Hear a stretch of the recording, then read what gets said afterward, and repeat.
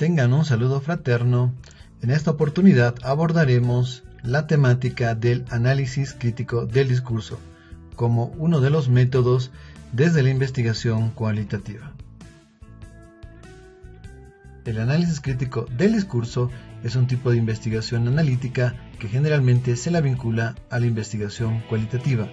Aborda diferentes formas de discurso que reflejan el abuso del poder social, el dominio, la desigualdad, que pueden ser practicadas en una sociedad y que se traducen en textos, que pueden ser desde periódicos hasta textos de carácter académico. El análisis crítico del discurso, o también denominado ACD, realiza una interpretación del texto donde se encuentra el discurso.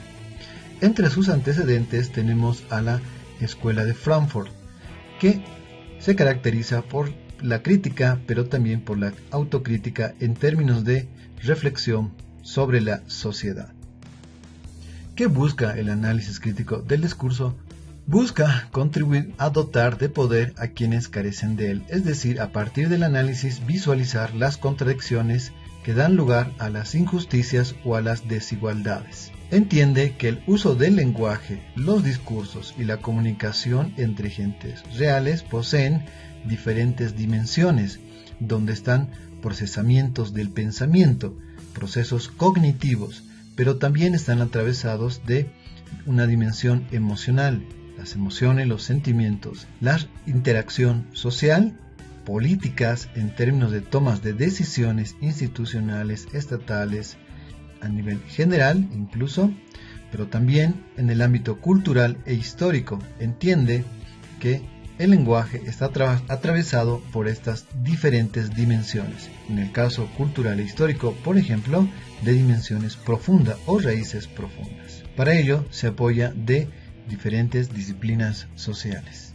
Algunos de sus principios son, por ejemplo, que el ACD trata de problemas sociales que pueden traducirse posteriormente en problemas de carácter académico. Por ejemplo, el análisis crítico del discurso trata de problemas sociales que pueden traducirse, por ejemplo, en el ámbito académico, en el rezago escolar, abandono, en las asimetrías que pueden presentarse, traducidas en problemas, obstáculos para un buen rendimiento académico, o incluso se traduce en problemas institucionales.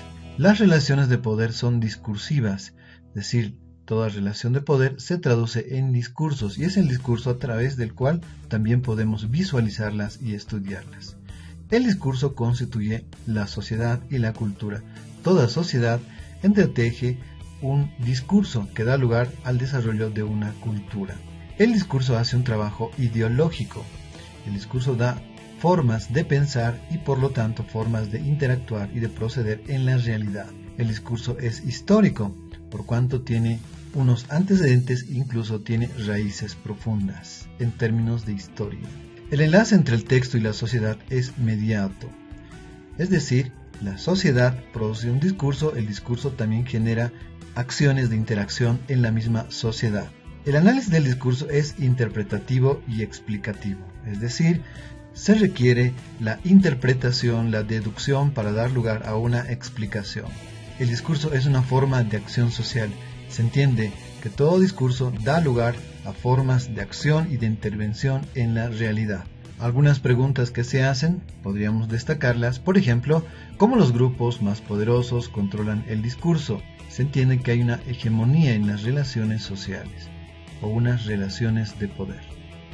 Otra pregunta, ¿cómo tal discurso controla la mente y la acción de los grupos menos poderosos? ¿Y cuáles son las consecuencias sociales de este control? Es una de las formas, una de las preguntas que se puede hacer para analizar estas relaciones de asimetría que pueden conducir a ciertas desventajas, dando lugar a estas injusticias sociales. Continuamos con un ejemplo.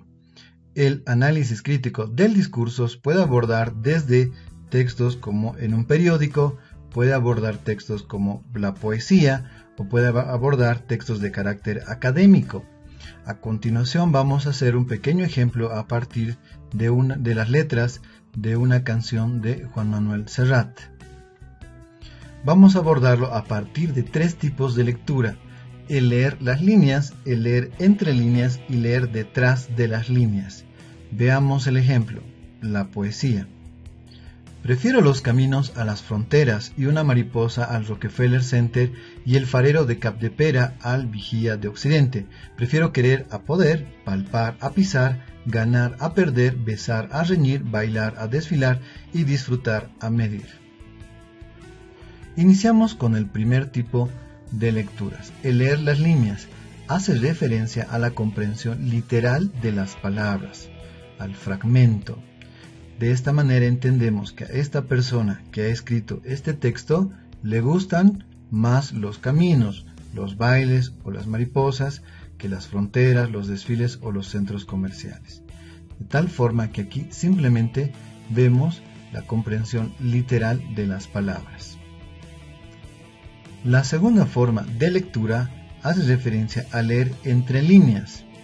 Se refiere a la capacidad de recuperar los implícitos, el significado relevante del escrito, el qué significa estas oraciones, estas palabras, a qué dan lugar.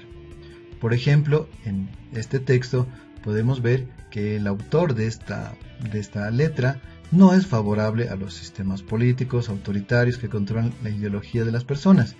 Lo podemos ver a partir de la palabra vigía de Occidente, que aboga más bien por la libertad. Hace referencia a los caminos y la naturaleza, las mariposas. Aboga por la diversión, el bailar y los sentimientos, como el querer, besar o disfrutar. Es decir, en el leer entre líneas hace referencia a qué quiere decir, cuál es su significado. El tercer tipo de lectura en el análisis crítico del discurso es leer detrás de las líneas. Se refiere a la capacidad de comprender qué pretende conseguir el autor, cuál es la finalidad. Es decir, ya esta es una interpretación global. ¿Qué quiere decir con toda esta poesía? ¿Cuál es el mensaje implícito? Y para eso, para entender ese mensaje general, tenemos que visualizar el contexto en el que se ha escrito, la comunidad en la que se ha socializado, ¿no? Es decir, podemos ver elementos que hacen referencia a la situación y al contexto en el que se ha socializado. Por ejemplo, esta letra ha sido elaborada durante los años 80, durante el retorno a la democracia en su país. Se dice que la interpretación, la hermenéutica, o como en este caso, este tipo de análisis críticos, han servido históricamente, por ejemplo, en la Reforma de Lutero, que hacía una crítica a cómo interpretaban la Biblia y le daba nuevo significado para dar lugar a una forma de entender las relaciones en ese contexto con la Iglesia Católica y la población. Gracias por su atención.